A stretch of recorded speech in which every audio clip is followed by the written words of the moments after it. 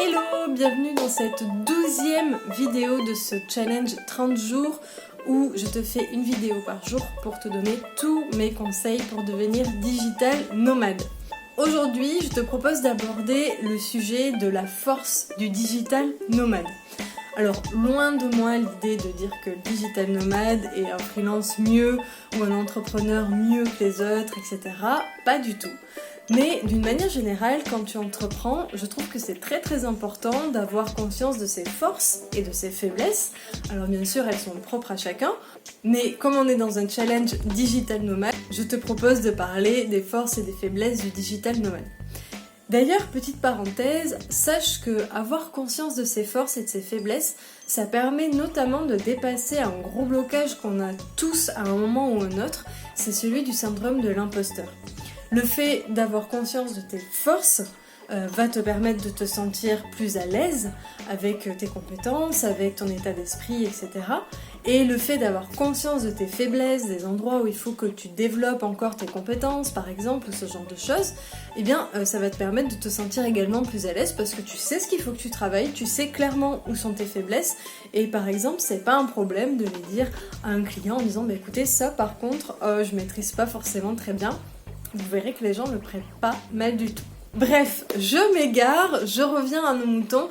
Les forces et les faiblesses du digital nomade, pour moi, il y a surtout une grosse force du digital nomade, c'est celui que c'est un voyageur. Et qui dit voyageur, dit ouverture d'esprit, dit je sais faire face à de grosses galères, dit curiosité, et en fait, tout ça fait que on va être, on va dire, un peu plus armé pour faire face aux obstacles, qui soient mentaux, qui soient réels, qui soient face à nos clients, etc. Dans la vie de tous les jours, en tout cas celle de notre entreprise, de notre projet.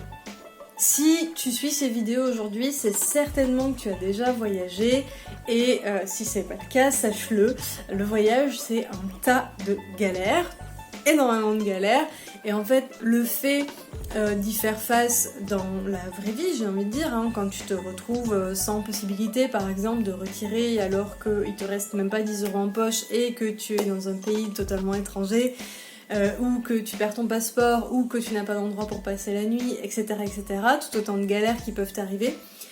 Le jour, et crois-moi, ça va arriver très régulièrement, où il t'arrive des petites galères dans ton projet d'entreprise ou de freelance, d'entrepreneuriat ou de freelance, eh bien, ça sera d'autant plus simple de dépasser ces obstacles-là, parce que tu te seras un petit peu blindé dans ta vie de voyageur. Le voyage, ça ouvre également énormément l'inspiration, ça apporte énormément d'inspiration, ça permet la créativité et quoi de mieux dans un projet freelance, entrepreneurial, de blog, n'importe quoi d'autre, bref, toutes les activités que fait le digital nomade, quoi de mieux dans ces activités-là que la créativité. J'ai même envie de te dire, c'est le centre névralgique de toute activité freelance. Il faut être créatif pour ses clients, il faut être créatif si tu fais un blog pour te démarquer, il faut être créatif si tu es entrepreneur pour créer un produit qui ne ressemble pas au produit de tes concurrents, etc., etc. Disons que quand on voyage, c'est quand même beaucoup plus facile d'avoir la créativité qui nous vient comme ça facilement que quand malheureusement on est enfermé entre quatre murs dans la grisaille.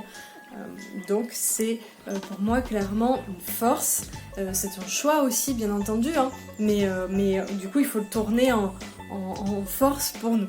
Alors si le digital nomade a de jolies forces, il a aussi quelques faiblesses, mais tu vas voir que je vais te proposer pour chacune d'entre elles de les retourner en force, et c'est exactement ce que je disais tout à l'heure en introduction, c'est-à-dire que avoir conscience de ses faiblesses peut te permettre de les dépasser et donc, si ce n'est d'en faire une force, au moins de les annihiler.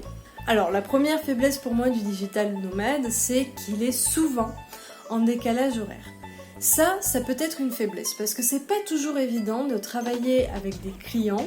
C'est pas le cas pour toutes les activités, mais il y a certaines activités où ça peut être un problème de travailler en décalé comme ça. Par exemple, moi actuellement, j'ai 6 heures de décalage avec mes clients, ce qui fait que quand je me lève à 6 heures du matin il est déjà midi en métropole. J'ai donc 6 heures entre guillemets de retard par rapport à mes clients.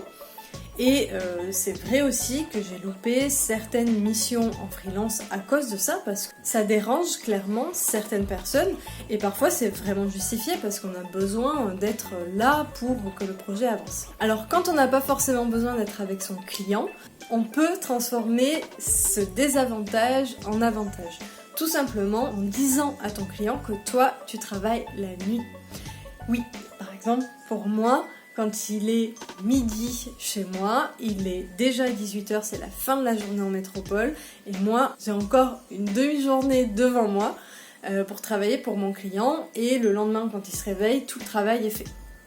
Ce qui est franchement assez agréable par moment pour eux.